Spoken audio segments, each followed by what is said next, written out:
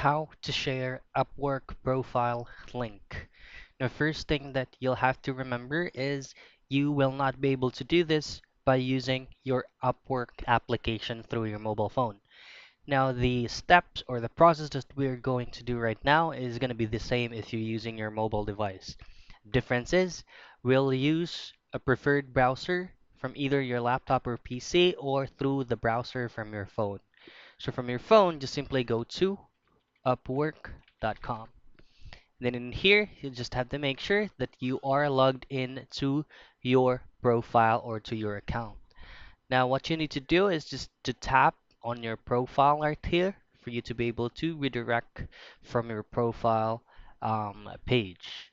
And from here, there will be an option there that says share either on your phone or from your PC. Just simply click on that and then just press on copy link.